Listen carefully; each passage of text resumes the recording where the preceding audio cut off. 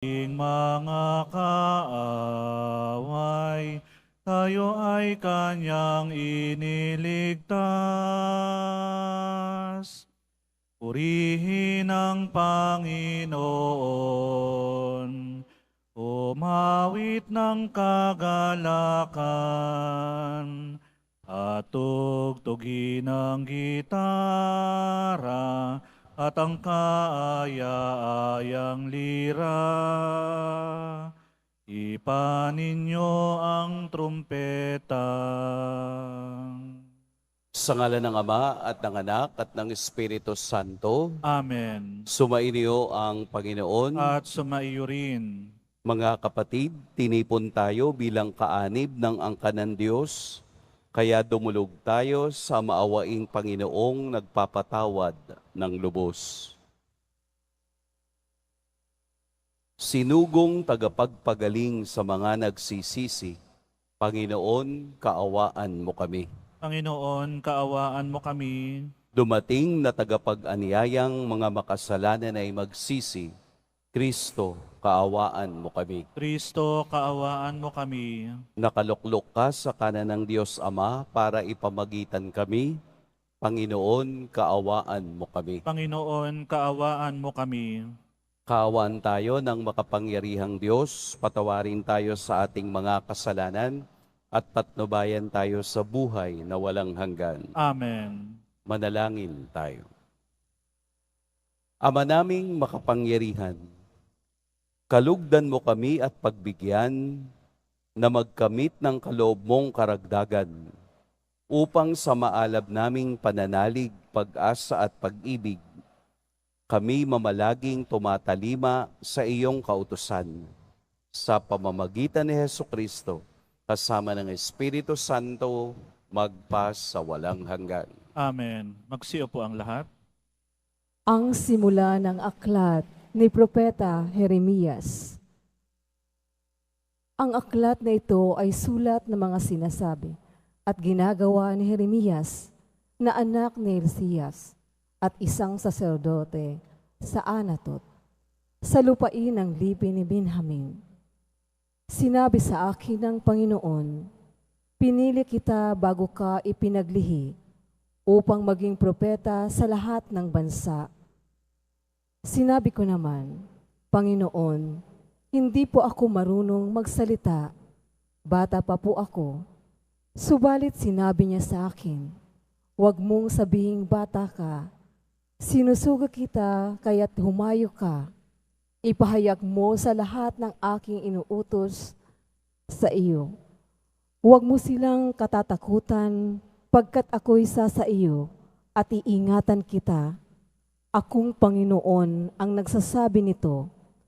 Pagkatapos inuunat ng Panginoon ang kanyang bisig, hinipo ang mga labi ko at sinabi, hayan, ibinibigay ko sa iyo ang dapat mong sabihin.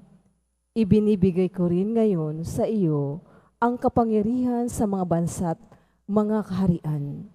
Sila'y bunutin at ibagsak, lipulin at iwasak, ibangon at itatag.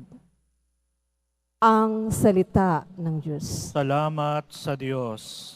Patuloy kong isasaysay ang dulot mong kaligtasan. Patuloy kong isasaysay ang dulot mong kaligtasan. Sa iyo lamang, Panginoon, lubos akong nananalig. Huwag mo akong pabayaang mapahiya at malupi. Tulungan mo ako ngayon, yamang ikaw ay matuwid. Ako sana'y sagipin, sa daing ko ay makinig. Patuloy kong isasaysay ang dulot mong kaligtasan. Ikaw nawa ang muog ko at ligtas na kakanlungan. Matatag na kublihan ko at matibay na sanggalang. Sa lahat ng masasama, O Diyos, ako'y ipaglaban. Sa kuko ng mababagsik, huwag mo akong pabayaan. Patuloy kong isasaysay ang dulot mong kaligtasan. Panginoon, sa iyo ko inilagak ang pag-asa. Maliit pang bata ko, sa iyo may tiwala na. Sa simula at mula pa, wala akong inaasahang mag-iingat sa sarili, kundi tanging ikaw lamang. Kaya naman ikaw poon, pupurihin araw-araw. Patuloy kong isasaysay ang dulot mong kaligtasan. Pagkat ikaw ay dakila, patuloy kong isasaysay.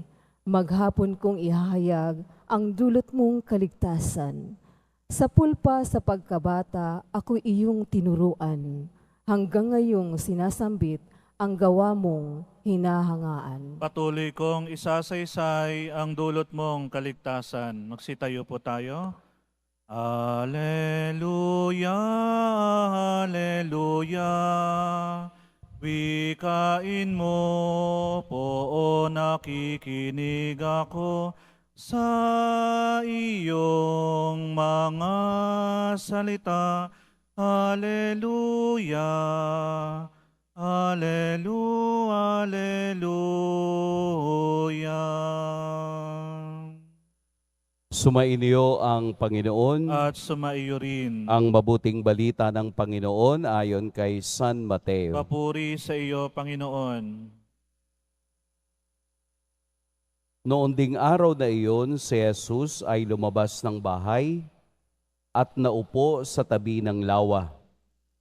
Pinagkalipunpunan siya ng makapal na tao, kaya sumakay siya sa isang bangka at doon naupo. Nasa dalampasigan naman ang mga tao at nagturo siya ng maraming bagay sa pamamagitan ng mga talinhaga. May isang magsasakang lumabas upang maghasik. Sa kaniyang paghahasik ay may binhing nalaglag sa tabi ng daan. Dumating ang mga ibon at tinuka ang mga iyon. May binhi namang nalaglag sa kabatuhan. Sapagkat manipis lang ang lupa roon, sumibol agad ang binhing iyon, ngunit nang mapabilad sa matinding sikat ng araw ay natuyo, palibas ay walang gaanong ugat. May binhi namang nalaglag sa dawagan. Lumago ang mga dawag at ininis ang mga iyon. Ngunit ang binhing nalaglag sa mabuting lupa ay nag-uhay. May tig sa 100, may tig-60 at may tig-30 butil ang bawat uhay. Ang may pandinig ay makinig. Mga kapatid, ang mabuting balita ng Panginoon. Pinupuri ka namin, Panginoong Heso Kristo. Magandang umaga po sa lahat. Isama natin sa pagdiriwang na ito ang intensyon ng mga taong nakaantabay sa atin ngayon. Lalo na yung mga nasalanta ng bagyo at yung biktima ng mga habagat na halos 3 araw na ay patuloy na umuulan at binabaha na yung ibang bahagi dito sa ating area. Isama natin ang kanilang kaligtasan at pag-iingat. Sa atin pong ebanghelyo ngayon, narinig nating gumamit si Jesus ng talinhaga. Ano po ba ang talinhaga? Yung isang biblical expert ay nagsabi na ang talinhaga ay ginamit ni Jesus upang kunin ang puso ng tao. At sa pagkuha ng puso ng tao sa pakikinig, ang tao na yon na nakinig ang magbibigay ng desisyon kung ano ang gusto niyang gawin sa mga bagay na kaniyang narinig. Ibig sabihin po, mayroong communication na nangyayari kapag si Jesus ay nagpapahayag ng talinhaga. Ginamit ni Jesus ang talinhaga upang magturo ng katotohanan tungkol sa kalangitan ng Diyos o kaharian ng Diyos, the kingdom of God. Ginamit niya ito upang playing field na maunawaan ng tao ang konektado sa kaniyang buhay. Katulad ng talinhaga ng maghahasik. Kung iniyong mapansin sa Ebanghelyo, yung ginamit na talinhaga ni Jesus, bilang isang maghahasik ay naghasik ng mga butil. Ibig sabihin po, walang plano. Hindi katulad ngayong panahon na yon. Ngayon, pag nagtanim ka ng palay, parang 1 meter apart, ay ganun ang pagtatanim. Nung unang panahon, wala pang ganoong proseso. Ang tawag doon ay broadcasting plantation. Yung bang mas marami kang butil na iahagis kahit saan dahil gusto mong magkaroon ng mas maraming tubo.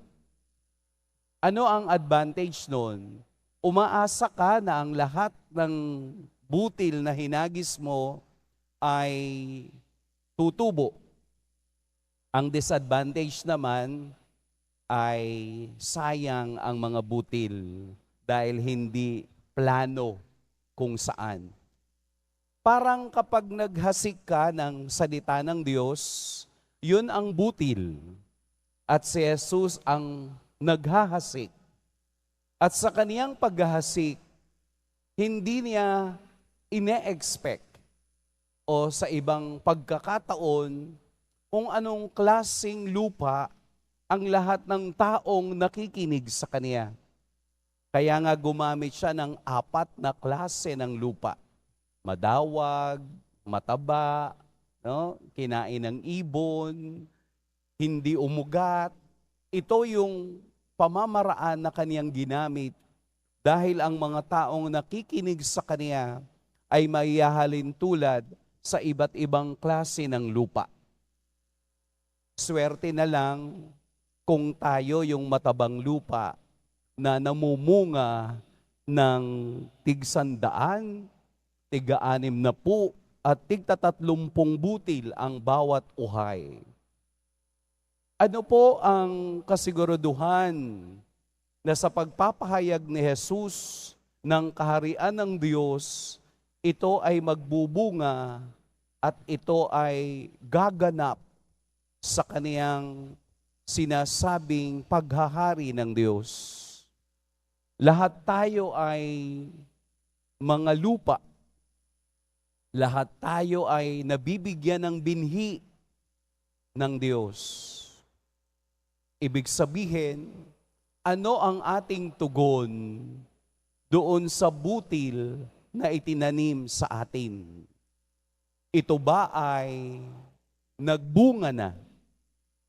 O ito ay namamatay? Ibig sabihin po, meron tayong effort na dapat gawin.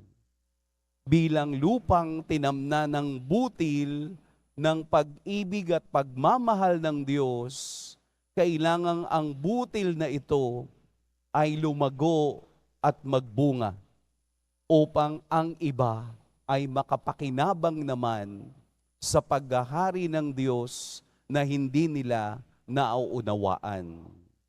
Kaya si Jesus sa paggamit ng talinhaga ay araw-araw unti-unting ibinubukas ang ating isip at puso sa katotohanan na mayroong kaharian ng Diyos.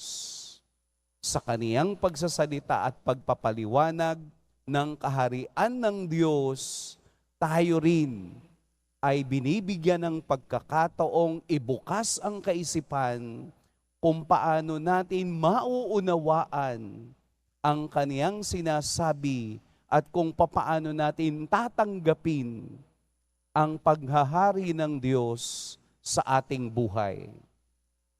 Sana po ang Ebanghelyo ay magbukas sa atin ngayong umaga ng pag-iisip na kung sinabi ni Jesus na may kaharian ng Diyos, mayroong kaharian.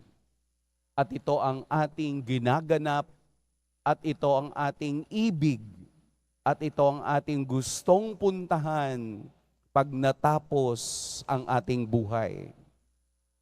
Mauunawaan, makikita, at mararanasan lang natin ang kaharian ng Diyos kung tayo'y nagbunga katulad ng butil na inihasik ng isang magsasaka.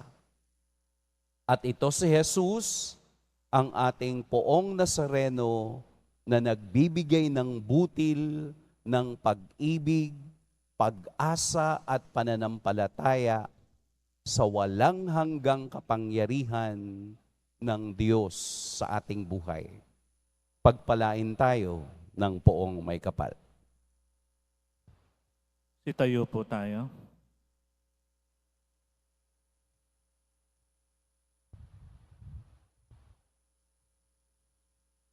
Minamahal kong mga kapatid, sabihin natin sa Diyos ang ating pagnanais sa isang mayamang ani sa mundo habang ating nasasalamin ang hindi matabang lupa sa ating buhay.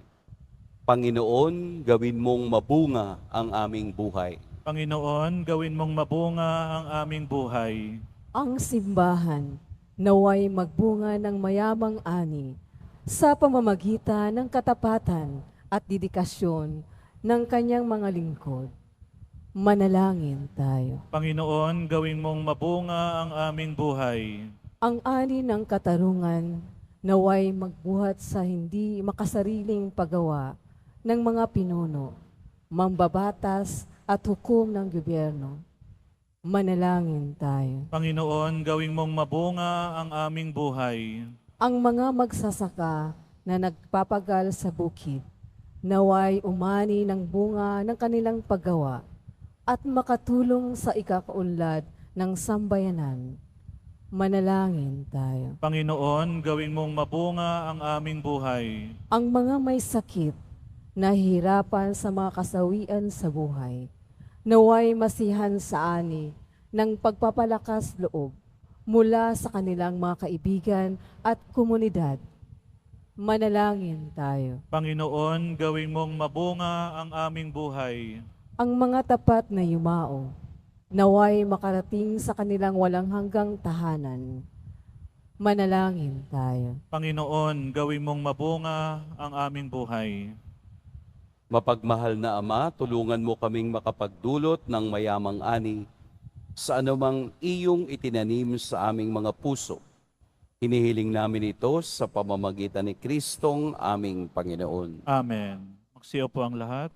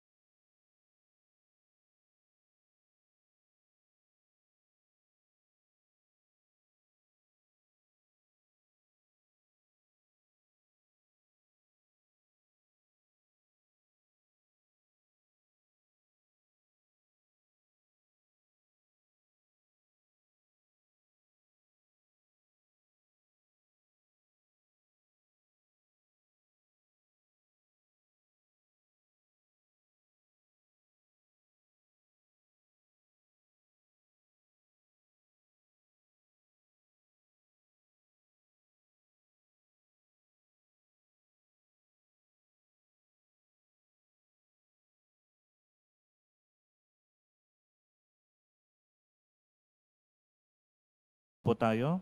Manalangin kayo mga kapatid upang ang paghahain natin ay kalugdan ng Diyos amang makapangyarihan. Tanggapin nawa ng Panginoon tong paghahain sa iyong mga kamay, sa kapurihan niya at karangalan, sa ating kapakinabangan at sa buong sambayanan niyang banal. Ama naming lumikha, lahat ng iyong mga paghahaing ipinag-utos noong araw ay iyong pinagtibay sa isang haing hantungan ng tanan.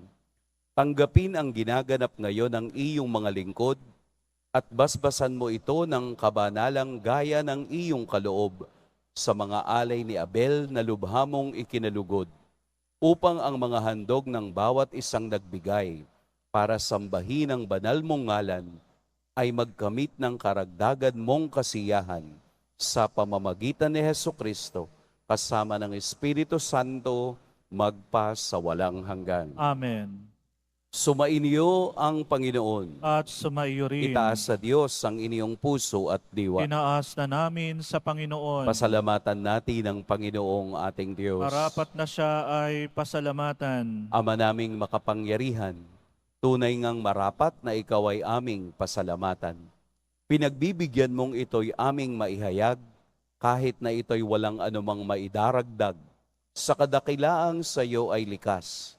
Sa pagpupuri nami ang nakikinabang, ay kami rin iyong pinakikiharapan sa pamamagitan ng iyong anak na minamahal.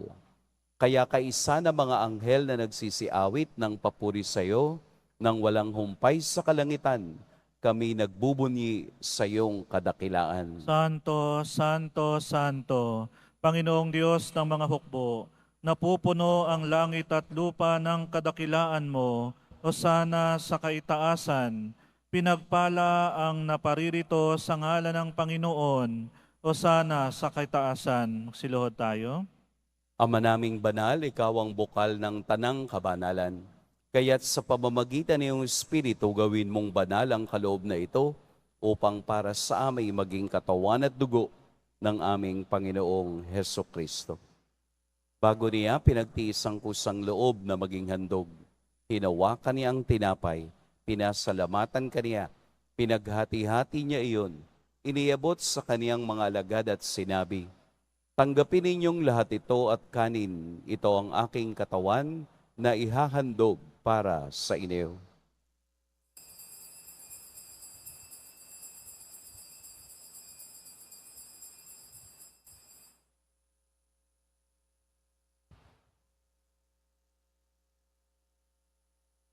Gayun din naman, noong matapos ang hapunan, hinawakan niya ang kalis, muli kaniyang pinasalamatan, inabot niya ang kalis sa kaniyang mga alagad at sinabi, "Tanggapin ninyong lahat ito at inumin, ito ang kalis ng aking dugo, ng bago at walang hanggang tipan, ang aking dugo na ibubuhos para sa inyo at para sa lahat, sa ikapagpapatawad ng mga kasalanan. Gawin ninyo ito sa pag-alala sa akin."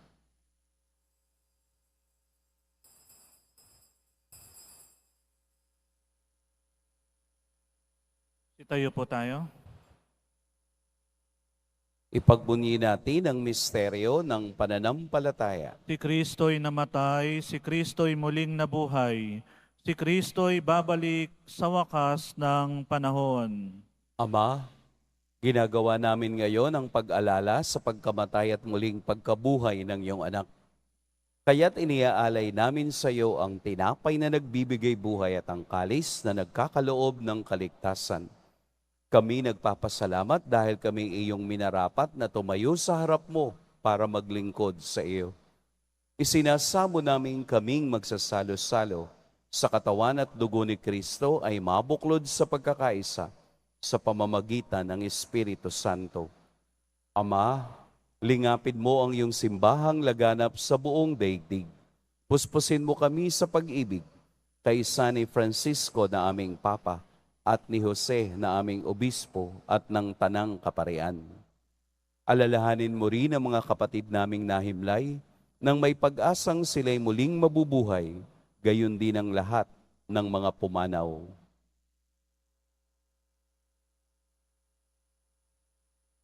Kaawaan mo sila at patuloyin sa iyong kaliwanagan.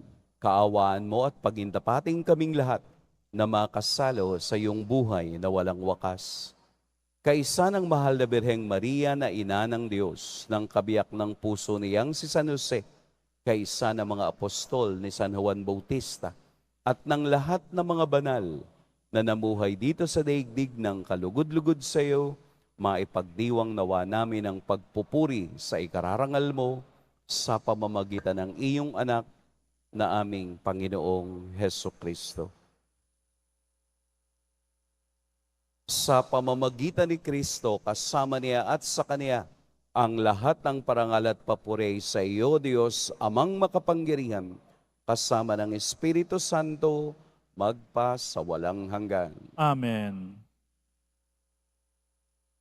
Sa tagubilin ng nakagagaling na utos at sa turo ni Jesus na Panginoon natin at Diyos, ipahayag natin ng lakas loob.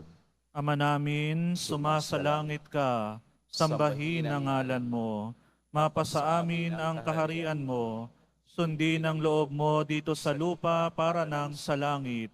Bigyan mo kami ngayon ng aming kakanin sa araw-araw at patawarin mo kami sa aming mga sala para nang pagpapatawad namin sa nagkakasala sa amin. At huwag mo kaming pahintulot sa tukso at iadya mo kami sa lahat ng masama.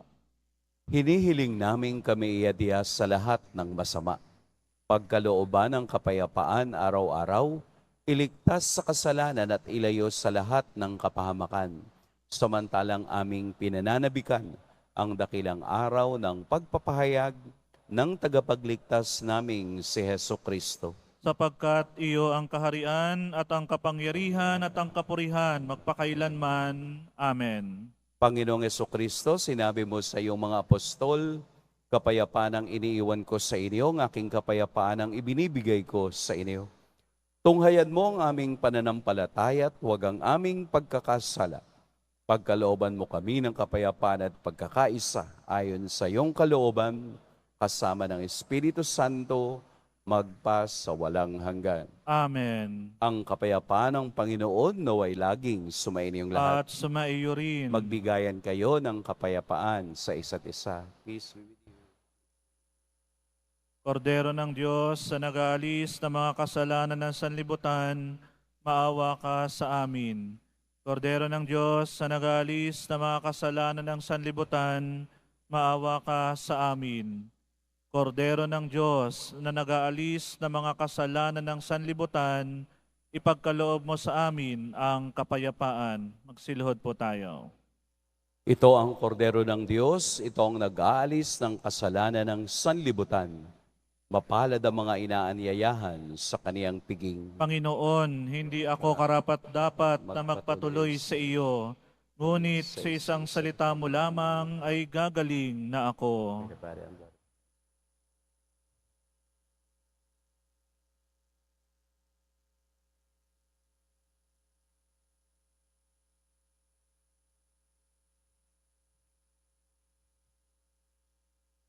Para sa lahat ng tatanggap ng banal na komunyon, sasagot po tayo ng amen pagkasabi ng pari o ng lay minister ng katawan ni Kristo. Subo agad sa bibig bago umalis sa harapan ng pari o lay minister. Sumunod po tayo.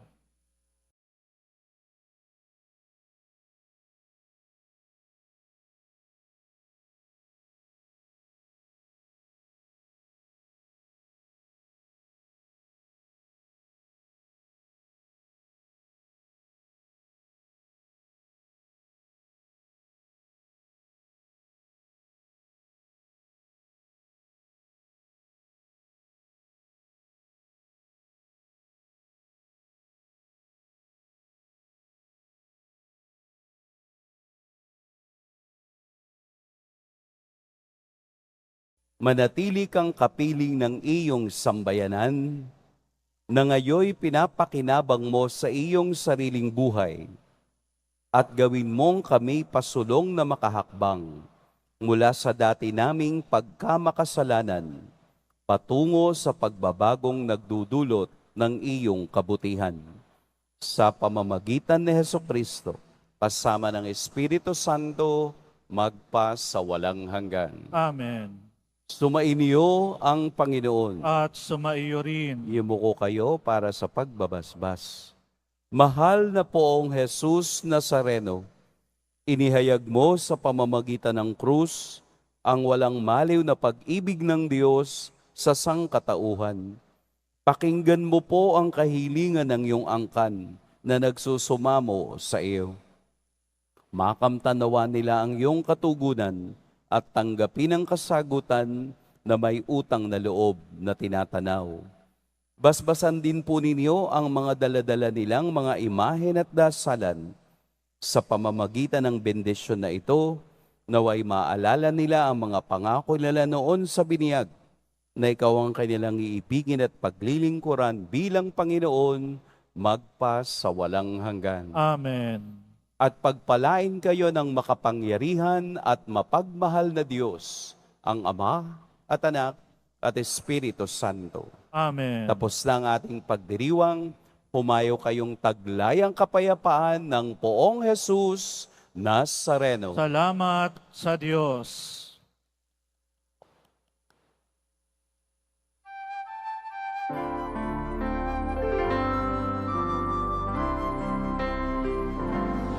Nuestro Padre Jesús Nazareno.